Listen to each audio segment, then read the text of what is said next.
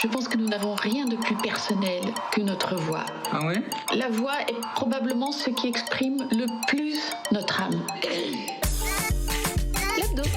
L'hebdo des ateliers Junot, s'il vous plaît. Juno. Il se fait la voix, c'est un début. La glotte se ferme et tout d'un coup s'ouvre et la consonne explose. L'hebdo. Effectivement, il y a une physique du langage, et surtout quand tu parles. Juno. Tout de suite, l'hebdo des ateliers Junot.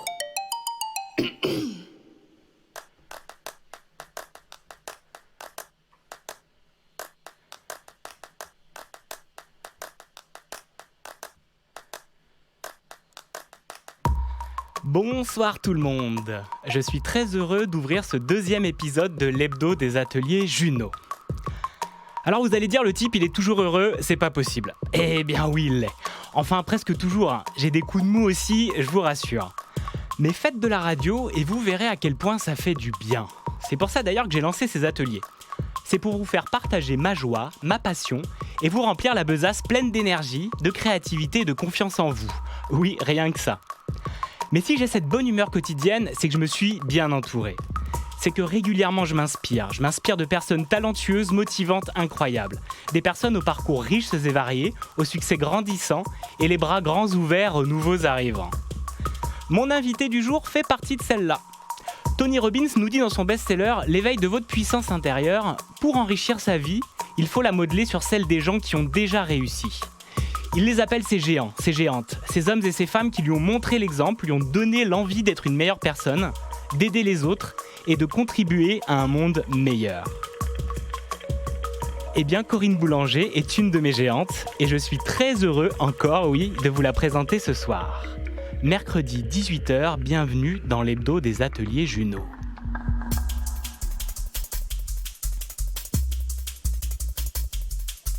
Radio Junot.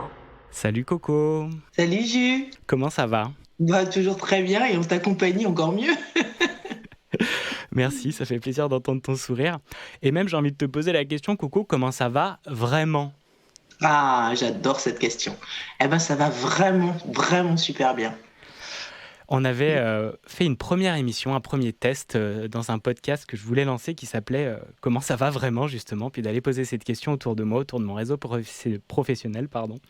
Et puis ça s'est pas fait, enfin on a fait un très bel épisode, je suis très fier d'ailleurs de ce montage et tu vas le partager même sur tes réseaux, Coco. Mais là c'est l'occasion de te réinviter pour de vrai, en direct, dans cet hebdo que j'ai envie vraiment d'avoir régulièrement et d'avoir des personnes, comme je disais dans mon édito, inspirantes comme toi.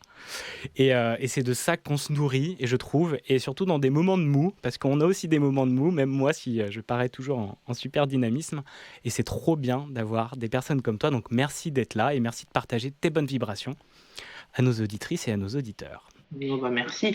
Et merci à toi aussi, parce que tu fais partie des personnes de mon entourage avec qui j'adore parler voix, parce que je sais que, tout comme moi, tu aides les gens, en fait, à découvrir le potentiel de leur voix, à l'accepter, à gagner en confiance.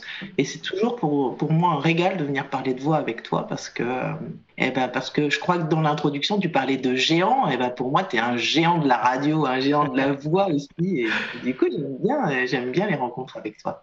Et c'est vrai que tu as toujours la banane. Hein. Ta voix est très souriante. Clairement. Et ça, c'est quelque chose que j'ai en moi et que je cultive encore plus. Merci, mais on l'entend aussi beaucoup, ce sourire dans ta voix. Et c'est très communicatif, ça fait du bien d'entendre ça. Et puis, merci pour le compliment. Et effectivement, si on peut inspirer des personnes avec cette énergie, puis par les voix, et puis donner envie de prendre sa place, quoi. C'est fou. C'est chouette cette idée que tu as de mettre la voix à l'honneur sans l'image. Parce que la voix, elle parle et elle dit tellement sur nos émotions, sur notre humeur du jour. C'est un billet d'humeur à elle toute seule, notre voix. Donc c'est génial cette idée que tu as, j'aime énormément. Merci, et c'est vrai, c'est un billet d'humeur, c'est très bien dit ça, c'est un billet d'humeur, notre voix quotidienne et quotidien. Et on entend dans le générique justement Amélie Nothomb qui parle de ça, il n'y a rien de plus précieux que notre voix, c'est notre âme qui parle. Et c'est pour ça aussi qu'elle peut déranger par moments, qu'elle peut nous perturber parce qu'elle révèle plus qu'on ne veut qu'elle ne révèle en fait. Parce qu'elle va venir trembler, elle va venir raconter des choses qu'on a envie de garder bien cachées, bien au fond. Et justement, dès le plus jeune âge, on apprend à à pas parler, à pas l'ouvrir en fait, à pas oser prendre sa place parce qu'on n'est pas habitué à le faire. Et c'est le thème de ce soir, c'est la voix de l'enfant. Alors on va un peu plus en parler en deuxième partie. La première partie, ça va être un peu plus sur toi, Coco, savoir toi et ta voix, cette relation. Et la première question que j'ai envie de te poser, c'est elle a commencé comment la relation de Coco et de sa voix? Alors justement, tu vois, c'est aussi pour ça que je trouvais chouette de parler de la voix de l'enfant, parce que ma voix, je crois que j'ai commencé à en prendre conscience effectivement enfant. Alors ça fait toujours sourire quand je dis ça, parce que avec ma grande taille et le fait que ça me dérange pas de prendre la parole en public, on n'imagine pas que j'ai pu être timide ou intimidée par le fait de le faire. Et pourtant, si enfant, j'étais super timide. J'étais une enfant qui observait beaucoup, mais qui ne prenait pas forcément beaucoup la parole. Et comme tu le dis toi-même, à juste titre, ça vient aussi beaucoup de notre histoire. Et moi, j'ai été élevée. Entrez, un invité mystère dans l'hebdo des ateliers Junot numéro 2. Est-ce que du coup je peux aller débrancher la sonnette, genre pour dire attends, on parle voix, on ne me dérange plus là. C'est comme tu veux, mais après juste à côté. Vas-y Coco, je t'en prie. Et puis je veux pas que ça sonne encore. On reprend, c'est les alliés du direct, c'est parfait. Et je vais faire écouter un petit son que Coco nous a choisi pour se présenter. Bah écoute, j'en profite pour lancer le petit son et on reprend juste après. Ça roule.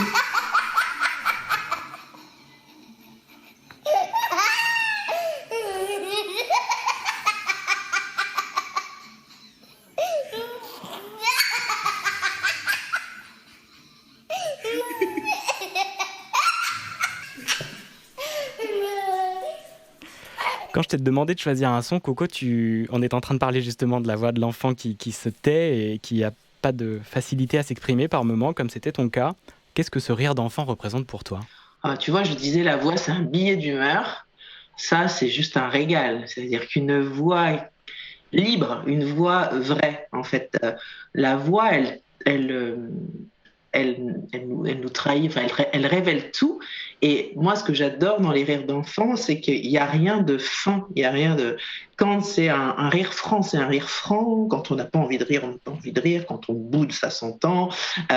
Et la voix, elle lâche. Et il n'y a aucune retenue dans cette voix-là. Et c'est justement un rire de tout petit enfant, parce que très souvent, ça y est, la voix, elle commence à se modifier quand on a un rapport avec la scolarité, avec les premières fois, on va devoir s'exprimer, avoir peur d'être jugé, etc.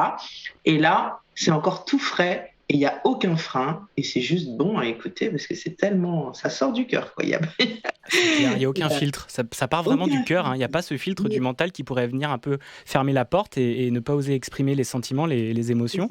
Et tu penses que c'est à partir de quel âge que ça commence à se verrouiller, que ça commence à se fermer, toi qui travailles avec des enfants en atelier? Alors, c'est même pas une pensée, ça a été vérifié.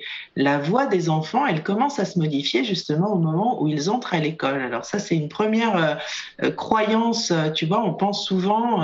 Quand on pose la question à quelqu'un en disant est-ce que la voix elle change et à quel moment, on va dire tout de suite à la mue. Et en fait non, ça commence dès l'âge de 5-6 ans, quand on commence à être dans des injonctions ou des demandes de l'enfant de tiens, tu vas prendre la parole en classe. Ah oui, mais du coup, ok, mais ça veut dire face à la classe, ça veut dire tout le monde va me regarder, tout le monde va m'écouter, et du coup je suis pas prêt à ça. Et d'un coup, ma voix, elle a peur, elle tremble, elle va rentrer.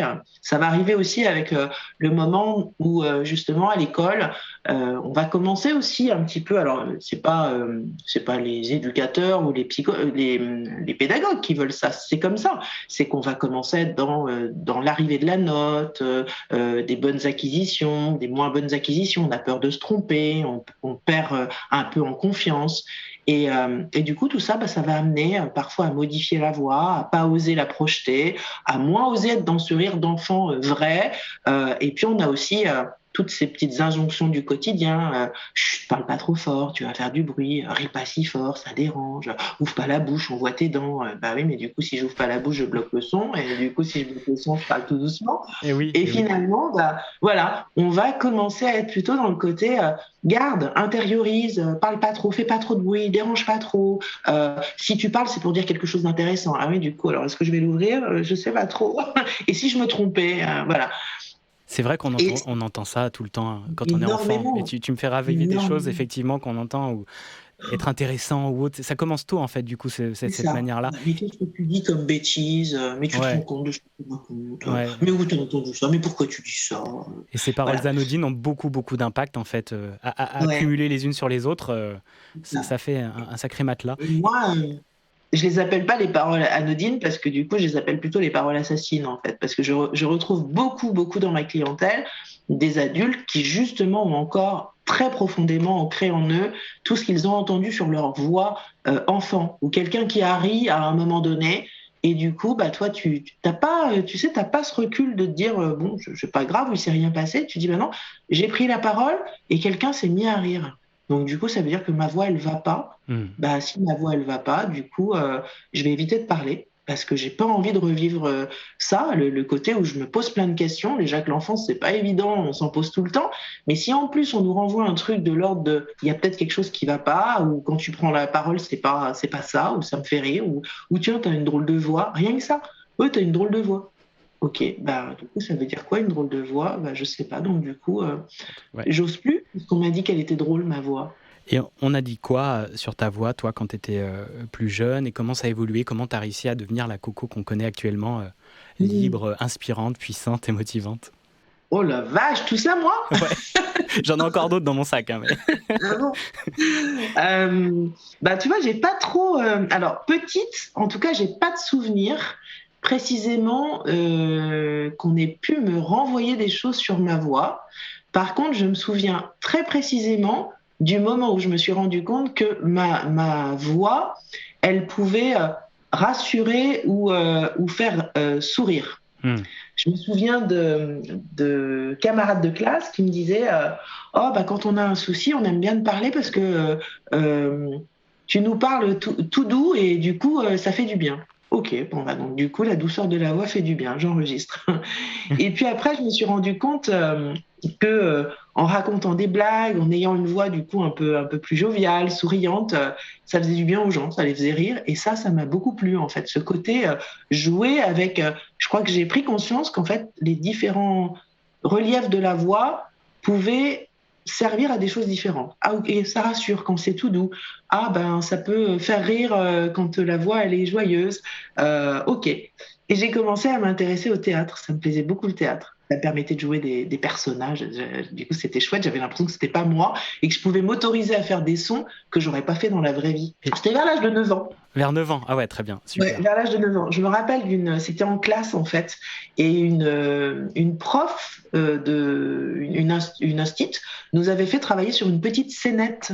Et moi, j'avais commencé à lire le texte, puis je m'étais mise à improviser sur le texte en faisant des voix de personnages qui n'existaient pas au départ. Et tout le monde s'est mis à rire. Et tu vois, je pense que c'est très lié à ça, sur le fait que j'adore imiter, tu vois, des personnages, des voix de personnages. Je pense que ça vient de ça. Et en fait, là, je me suis dit, ah ouais, c'est rigolo quand même, parce que tu peux à la fois te cacher derrière des voix qui sont pas la tienne, et ça te donne une espèce d'assurance, parce que tu as l'impression que tu joues des personnages. Et en même temps, quand tu les remets dans ta vraie voix aussi, ben, ça peut avoir des effets. Et alors moi, je suis pas fan de mon physique, hein, pour tout te dire, ça a toujours été, hein, mais enfin bon, je suis une femme, on n'est jamais très contente de soi, tu me diras. Mais par contre, c'est vrai que, alors pas forcément tout de suite la voix chantée, mais la douceur de la voix, peut-être le fait qu'on me l'ait dit aussi, bah, c'est quelque chose que j'aime bien chez moi. J'aime pas ma voix quand elle s'emballe ou quand je vais être énervée ou je sais pas quoi, ou quand elle est trop haute, mais une voix toute posée en sachant qu'elle peut être, elle peut être rassurante, ça me plaît beaucoup. Et tu la décrirais comment, ta voix, toi? Oh, la question. Bah, je crois qu'elle est. Tu disais souriante. Je crois que la voix, elle est ce qu'on est. Et comme moi, j'aime beaucoup sourire.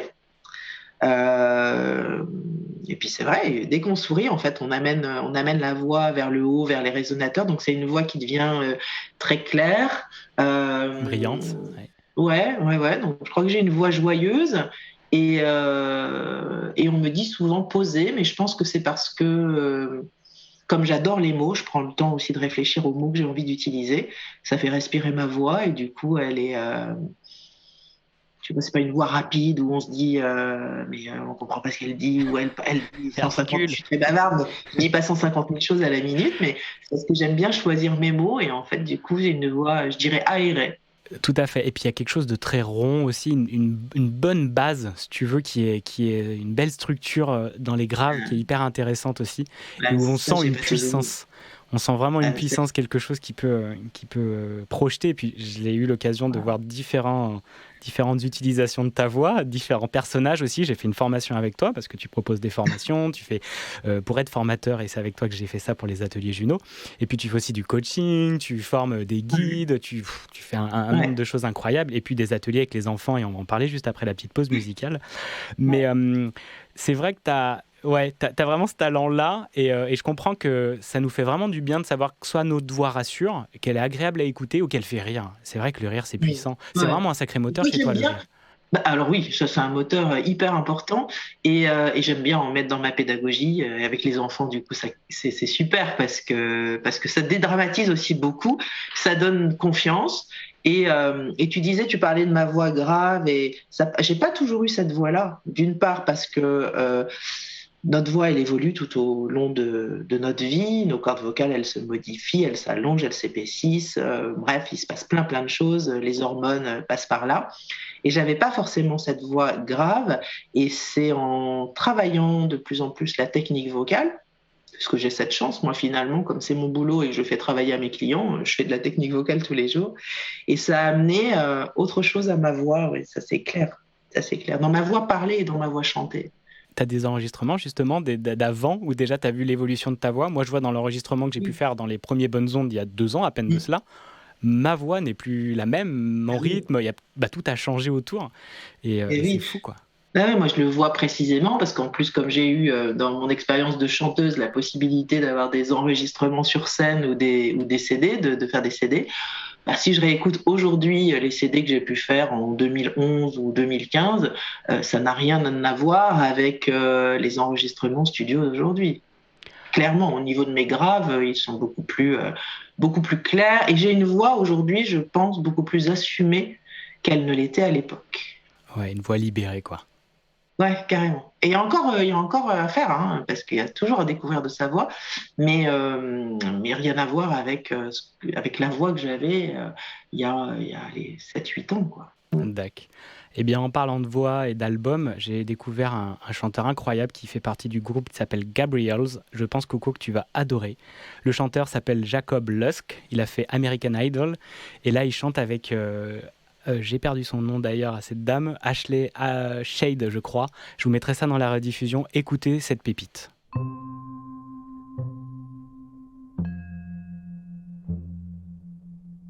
We're in deep, me and you. This thing of us through and through. We all do things we shouldn't do. I ain't gonna stop loving you. Flame is lit, cork is dry. God himself can't deny. We all do things we shouldn't do. I ain't gonna stop loving you. Must admit I've done wrong. Same old shit, different song. We all do things we shouldn't do. I ain't gonna stop loving. Velvet shoes, same old smile. Self-respect's been gone a while. We all do things we shouldn't do. I ain't gonna stop loving you. Bad old world. Say until death do us. us apart.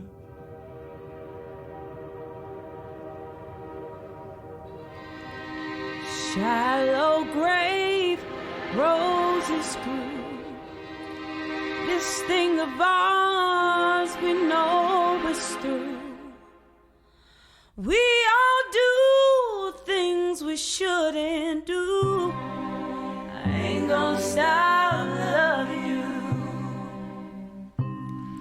I ain't gonna stop loving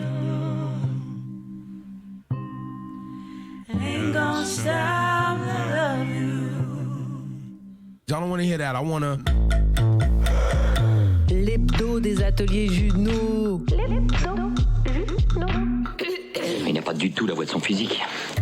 Radio Junot.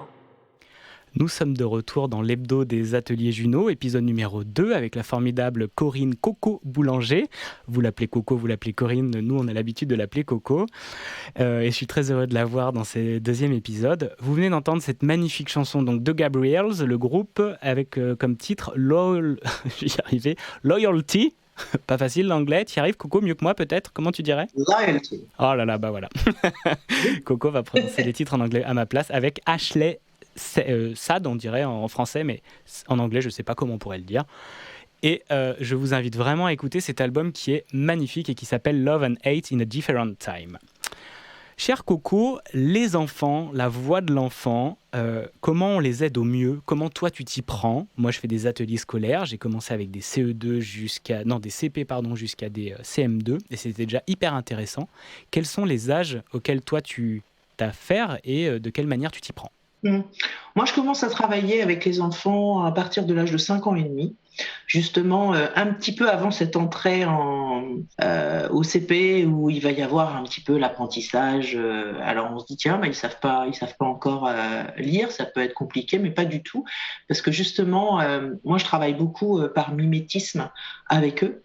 Et on va être sur... ce que j'aime beaucoup, en fait, avec les enfants et dès cet âge-là, c'est qu'ils puissent voir la voix, pas seulement comme un outil de plaisir et chanter, ou entre guillemets du chant karaoké, mais qu'ils soient sur la compréhension de leur voix. C'est-à-dire comment ça fonctionne, faire le lien entre le corps et la voix, la respiration, la concentration. Et donc, avec eux, je vais travailler autant sur la voix parlée que la voix chantée. Apprendre, oser utiliser la gestuelle, le regard, parce que ça fait partie aussi, on parle avec les yeux aussi, utiliser le sourire, apprendre que faire porter la voix, c'est pas forcément crier. Alors quand je dis ça, les parents m'adorent parce que c'est clair. Parce qu'en plus, les enfants ont une voix un peu perchée. Et ça, c'est pareil. Il y a beaucoup de parents qui ne savent pas que c'est pas de leur faute. Alors quand on dit à un enfant arrête de parler comme ça, parle normalement, mais ils ne peuvent pas parce qu'il leur manque une couche sur les cordes vocales qui n'est pas encore créée, qui s'appelle le lamina propria et qui arrive vers l'âge de 8 ans. Donc c'est pour ça qu'on a des enfants qui parlent toujours dans les aigus comme ça, parce qu'ils n'ont pas encore cette texture qui leur permet de parler avec des graves. Donc moi j'aime bien expliquer tout ça aux enfants parce que ça leur permet de comprendre aussi ce qui se passe pour eux et de se dire ah ouais, donc en fait mes cordes vocales elles vont s'allonger, mes cordes vocales elles vont s'épaissir et c'est pour ça que ma voix elle va changer. Et du coup quand je vais être à la mue, parce qu'il y a beaucoup de petites filles qui ne savent pas non plus qu'elles vont muer. On parle beaucoup de la mue des garçons, jeunes hommes, avec ces doigts qui fait rire un peu, quoi. Mais les filles, ça se traduit pas comme ça, mais elles ont la voix qui change aussi et qui s'épaissit et elles vont accéder aussi à des graves, voilà. La respiration, leur faire comprendre aussi, ne serait-ce que comment, alors encore plus en ce moment avec l'histoire des masques, etc., mais je vais leur apprendre à respirer de manière beaucoup moins stressante, tu vois, pas en utilisant le haut du corps, mais plutôt en utilisant le ventre. Et ce qui m'intéresse aussi, c'est de travailler avec eux le rythme, l'aisance corporelle, ce qu'on va appeler le déverrouillage corporel, pour que le son il soit plus libre. Et tout ça, ça va contribuer à quoi? Ça va contribuer à faire des ados un peu plus à l'aise dans leur peau, des adultes beaucoup plus à l'aise dans leur voix, qui vont moins moins avoir peur, moins stressé quand il va falloir prendre la parole devant leurs collègues ou en public ou à un entretien. Donc finalement, c'est tout ça qui m'intéresse dans la voix, c'est de le faire de manière ludique, mais aussi voix, confiance, estime de soi, quoi. Donc je vais utiliser plein d'outils. Comme falsetto, par exemple. Ah ouais, on t'a parlé de falsetto. C'est même pas un stagiaire falsetto, c'est mon collègue. C'est un partenaire, quoi. Voilà, c'est un partenaire, c'est exactement ça. Il est là d'ailleurs, il me regarde. Il ressemble à quoi, falsetto, là? Falsetto, il a 4 pattes, il a 2 oreilles. Il est habillé avec une espèce de petite combinaison à rayures et il a une tête mignonnette d'ourson parce que falsetto, c'est un ours en peluche. Trop bien. Et il m'aide beaucoup dans les classes, parce que je fais des interventions dans les écoles, dans les centres aérés aussi, et notamment à Carvignac, là où j'habite, j'anime des ateliers pour enfants d'âges différents. Donc un premier, falsetto vient surtout sur le premier atelier qui est pour les enfants de 5 ans et demi à 7 ans. Et ensuite, je passe sur la tranche 8-10 ans et là, ça fait 2 ans et demi que je fais cet atelier-là et on me demande de poursuivre avec des ados parce qu'ils commencent à avoir peur en se disant « Ouais, mais l'année prochaine, du coup, on peut plus venir !» Mais on fera un atelier pour les plus grands. Et donc, voilà, je vais utiliser... falsetto, excuse-moi, j'ai dit utiliser, j'aurais pas dû. Donc, je vais être accompagnée de falsetto qui va faciliter la parole des enfants. C'est-à-dire qu'à travers lui, je vais utiliser en fait, j'ai redit utiliser, je suis désolée. Je vais dans la bouche de falsetto mettre toutes les craintes des enfants ou toutes les interrogations des enfants. Et en fait, ils osent en parler à falsetto comme si c'était un copain qui ressentait les mêmes choses qu'eux. Alors, par exemple, je vais arriver dans une classe et puis je vais commencer à me présenter, puis je vais leur demander qui veut prendre la parole, qui veut dire son nom. Alors, évidemment, au début, ils n'osent pas. Et puis, il y a falsetto qui est à côté de moi et qui, très souvent, au début d'intervention, est sur mes genoux. Et puis, il met ses 2 pattes sur ses yeux parce que il y a beaucoup de monde et que c'est pas facile. Autant quand on est dans l'atelier tous les deux, il me raconte tout. C'est un bavard incroyable. Et quand on arrive en classe avec les enfants, il se cache sur moi et il n'ose pas regarder en fait la classe et il me susurre des choses à l'oreille et du coup moi je deviens l'interprète de falsetto et je dis ah ouais falsetto mais pourquoi tu veux pas parler aux enfants? Parce qu'il y a des regards. Ah ben oui mais t'as l'habitude quand on se parle tous les deux. Allez, il y a trop de monde. Ok, ça vous arrive aussi vous les enfants? Ah ben oui, et hop, et c'est parti et du coup ça part dans tous les sens et du coup ils ont un peu pitié de falsetto. Ils rassurent falsetto en lui disant mais falsetto mais ouvre au moins un œil, on n'est pas méchants, tu peux voir, c'est trop mignon. Ouais, et il y a toujours des petits cahiers, bon, ça va bien se passer, falsetto, tu vas voir. Hein, on peut lui dire, c'est ça, falsetto, et pop, ça commence à délier un petit peu les langues. Et là, moi, je prends les exemples de falsetto pour revenir aux enfants et leur dire, mais vous aussi, ça vous arrive? Ça vous arrive comme falsetto de pas oser parce qu'il y a du monde, parce que, oui, des fois. Ah bon, et comment ça se passe quand vous n'osez pas? Je sais pas quoi faire de mes mains, j'ai la voix qui tremble, voilà, ok. Bon, vous allez m'aider pendant l'atelier. En fait, on va essayer de trouver des astuces pour faire que falsetto, il a un peu moins peur de vous parler. Et qu'est-ce qu'on peut faire? On va essayer de lui montrer comment on peut travailler sur la respiration, par exemple, quand on est stressé. Ok, vous êtes d'accord avec moi? On ne le fait pas pour moi ni pour vous, on le fait pour falsetto. Donc du coup, évidemment, ils sont partants dès qu'il s'agit d'aider un pote, tu vois. J'ai trop envie de faire un cours avec toi, Coco, et de rencontrer falsetto et de lui parler. Tu m'as donné trop envie de le faire. C'est génial. Je trouve que c'est une trop bonne manière de pouvoir interagir avec eux par cet intermédiaire-là. Et puis du coup, ils sont à échelle, même échelle avec lui, même hauteur. Et puis ils ont moins peur de l'adulte. Et c'est trop bien. Et puis ils ne s'appellent pas falsetto par hasard. Parce oui, que, j'allais te demander pourquoi. C'est quoi? Ouais, parce que ça permet de parler rythme, ça permet de parler musique, ça permet de parler plein de choses. Et falsetto, c'est assez facile à dire, en fait. Et falsetto, alors, des fois, ça se transforme en falsetto, falsetto. Mais c'est trop mignon. Et avec les plus grands, en fait, évidemment, je vais pas venir avec falsetto, même si lui aimerait bien m'accompagner. Tu viens avec son grand frère? Ouais, non, avec les plus grands, je vais utiliser d'autres choses. Je vais beaucoup parler rythme pour après parler rythme de la voix, etc., etc. Je vais utiliser des jeux de rythme, de pieds, de cup song, enfin voilà, pour expliquer que le son c'est du rythme aussi. Et on va commencer à faire on peut faire des petits sons de beatbox, on va se mettre à parler vite pour voir ce que ça fait, parler moins vite, on va respirer entre-temps, puis on va se rendre compte que ça amène un autre rythme. Et puis au fur et à mesure, quand la confiance elle commence à s'installer pendant l'atelier, je vais leur demander de choisir des distances et puis de venir parler en osant se présenter. Et en se rendant compte que quand on parle tout près ou quand on parle un peu plus loin, on n'a pas la même vibration sonore. Donc je vais commencer à leur demander de toucher leur corps et de voir où est-ce que le son y vibre à l'intérieur. Et on va expliquer que la voix, c'est de la vibration. Ça peut être de la vibration joyeuse, grave. On va jouer avec les différentes hauteurs de sa voix. Tout à fait. Et puis je vais jouer avec des quiz aussi. On fait des battles avec des bonnes réponses. On s'amuse beaucoup. En fait, l'idée, c'est de leur faire comprendre que la voix est un outil, mais un outil qu'on peut apprivoiser et qui peut faire du bien, déjà parce qu'elle vibre à l'intérieur, mais que quand on la connaît bien, on peut aussi en prendre soin d'une part, mais aussi réguler quand on sent qu'il y a des choses qui vont nous gêner. Ah là, elle se met à trembler, je sais comment faire pour faire baisser le stress. Ou aller la diriger un petit peu différemment. Et ça, les enfants, ils sont friands de tout ça, s'amuser. C'est clair. On va faire justement des voix de personnages.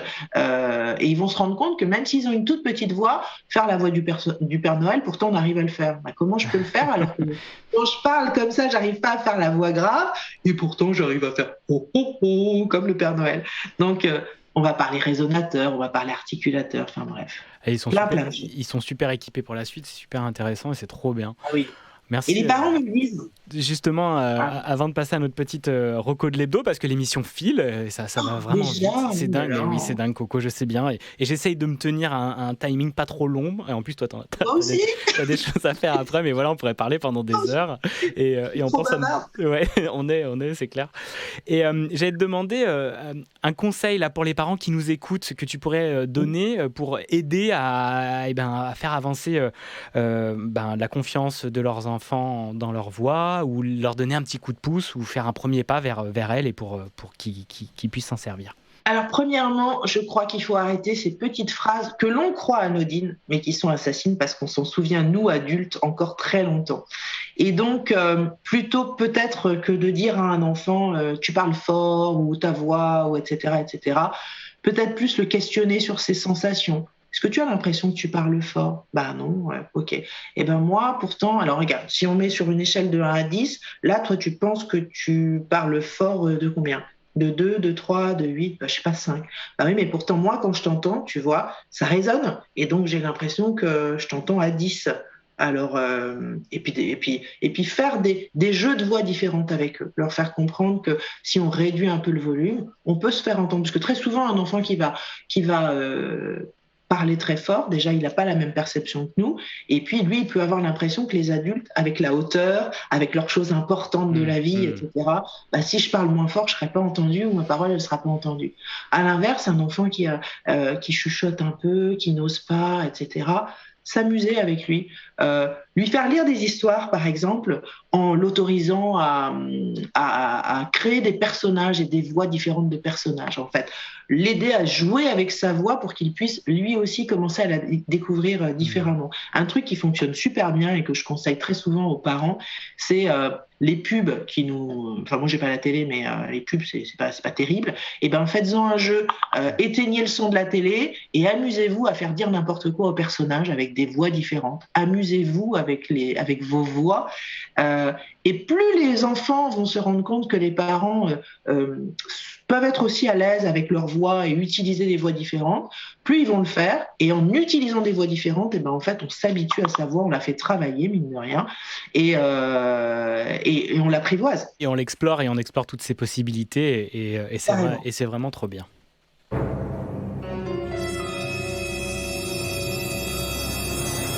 Les hebdos de Radio Juno. Merci Viviane pour ce crash vocal. Dans ces petits jingles, je renouvelle mon appel. Vous voulez faire des voix de jingle, vous voulez monter du jingle parce que vous commencez à faire de la création sonore, je suis preneur. L'hebdo des ateliers Juno, lâchez-vous. Vous m'envoyez ça sur Instagram ou alors sur la page des ateliers Juno sur Facebook et ça serait trop bien de vous écouter. Votre voix est belle, partagez-la, osez le faire et c'est vraiment, vous allez voir, c'est le premier pas vers plein de belles choses pour vous et elle. Coco, j'ai pas de jingle pour les recos de l'hebdo. Est-ce que tu pourrais m'en improviser un là, comme ça, en s'amusant ? Attends, là tu me prends de court, mais je vais essayer un truc quand même. Donc c'est quoi ? C'est les recos de l'hebdo ? Les recos de l'hebdo. Allez, je m'amuse à faire des voix différentes justement et tu me dis celle qui te plaît. Vas-y. Les recos de l'hebdo. C'est le moment des recos de l'hebdo ? On a dit quoi ? Elle a dit, je crois qu'elle a dit les recos de l'hebdo. Ça c'est trop rigolo. T'es génial Coco, c'est trop bien. Bon là c'est dommage, on a une qualité un peu moins bonne, mais je veux absolument les mêmes avec ton micro zoom, ça serait trop bien pour les prochains. Merci, t'es vraiment doué. Eh bien oui, les recos de l'hebdo les amis, on a 2 petites recommandations à vous faire, moi et puis Corinne. Coco, t'as choisi une vidéo que je n'ai pas vue et puis un livre, c'est quoi ? Ah ouais, alors la vidéo, c'est une que je pourrais te l'envoyer, ouais. Et je l'ai postée cette semaine d'ailleurs sur mes réseaux et sur Link. C'est un reportage qui s'appelle « La voix, je la vois ». Et j'adore utiliser ce reportage. Donc c'est un reportage avec un phoniatre très connu et dont j'aime énormément les bouquins, qui s'appelle le Dr Abitbol, spécialiste de la voix, enfin vraiment. Et il a une façon très ludique et très visuelle de montrer ce qui se passe à l'intérieur de notre voix quand on émet des sons différents. Donc c'est un reportage que je trouve hyper intéressant, hyper ludique et hyper abordable. Et en général, je le partage avec beaucoup de joie à mes stagiaires pendant les formations ou à des personnes qui viennent en coaching avec moi. Et j'avais envie de le diffuser vraiment énormément parce que je crois qu'il y a beaucoup de personnes qui se demandent ce qui se passe mais qui n'imaginent pas à quoi ressemble notre voix physiologiquement parlant ou nos cordes vocales. Donc je vous encourage à aller le voir. Et l'autre chose dont je voulais parler, c'est justement une auteure d'ailleurs, je crois que c'est Catherine, son prénom, Alvarez, qui a beaucoup d'ouvrages sur les enfants. Et elle a un livre que j'aime beaucoup qui s'appelle « Une année pour tout changer et permettre à l'enfant de se révéler ». Et à un moment donné, elle parle justement de la parole de l'enfant et de la voix de l'enfant. Et je trouve que c'est bien pour nous adultes de nous rappeler parfois, on ne se rappelle pas toujours comment c'était nous quand on était enfant. Et ça permet de se dire « Ah ouais, c'était pas tout à fait pareil que maintenant ». Donc il faut peut-être se rappeler que pour les enfants, là, cet apprentissage de la voix, il se fait longuement et à nous de les accompagner en douceur. C'est super. C'est trop rigolo en plus. C'est clair. Surtout en plus quand on ose faire des voix, on ose y aller, jouer avec sa voix. Nous les adultes, on a trop envie de le faire avec les enfants et de pas, on s'en fout du ridicule parce que le ridicule ne tue pas. Et puis personne ne nous jugera ridicule quand on s'amuse. Et puis ils adorent en plus. Et puis c'est trop bien et c'est trop chouette, c'est clair. Trop bien, merci Coco. Et puis effectivement, ça leur fait trop du bien. On n'a pas l'habitude de travailler notre voix, d'apprendre à faire ça de notre plus jeune âge. Moi, j'ai mis du temps et je suis très heureux d'y arriver maintenant, même si ça m'a pris 36 ans. Mais quand je vois là les élèves que j'accompagne, j'ai fait 2 masterclass dans une terminale, et d'avoir le grand oral à cet âge-là, c'est génial. Ils ont l'occasion d'aller s'exprimer, d'aller travailler ça pendant une année, d'aller un peu se confronter à leur voix et à l'expression en public. Et c'est une chance parce qu'une fois qu'ils commencent à mettre au plus tôt ces bonnes structures, ces bonnes bases, c'est parti, ils vont se lâcher de fou dans leur vie, quoi. Ils vont pouvoir s'exprimer. J'accompagne de plus en plus de jeunes au grand oral, tu vois, et ça c'est génial. Ouais. C'est super. Les parents prennent conscience, par contre à ce moment-là souvent, donc c'est bien quand on en prend conscience avant les examens. Tout à fait, c'est au tour de ma reco. Alors si vous avez un casque, vous entendez des petits bruits de feu là, on est en automne, et là c'est une petite ambiance sonore qui a été enregistrée par Floriane Pochon. Et je sais pas si vous avez l'habitude d'entendre des ambiances sonores, que ce soit des bruits d'eau, de mer, de feu comme ça, ou de pieds qui marchent dans des feuilles, ou toutes sortes de field recording, de prise de son d'extérieur. Ça a vraiment une capacité à vous relaxer très puissante. Et j'ai découvert un album magnifique sur Bandcamp, enregistré. C'est un album d'ambiance sonore collecté par plein de producteurs radio, de réalisateurs, de reporters, artistes et compagnie, réalisé durant le premier confinement. Et dans lesquels vous allez pouvoir retrouver des enregistrements, je ne sais pas si vous connaissez sûrement Gilles-Édouard Moustique évidemment, mais Monica Fantini qui fait écouter le monde sur RFI qui est génial, il y a Sarah Lefebvre que je salue, Aurélie Sfez, Samuel Hirsch d'Arte Radio et j'en passe. Et là c'est un son de Floriane Pochon et c'est des sons d'ambiance, que des ambiances. Et je vous invite vraiment à aller écouter ça, c'est gratuit sur Bandcamp et si vous achetez l'album, vous pouvez le télécharger numériquement et ainsi profiter de reverser les dons à la Fondation de France pour aider les soignants et les chercheurs et les personnes vulnérables. Et surtout, vous allez kiffer avec une bonne paire d'écouteurs ou alors d'un casque. Je vous invite vraiment à investir dans un casque de qualité. Vous allez être transporté. C'est hyper agréable. Je vous en laisse encore quelques secondes de ce feu enregistré par Floriane Pochon.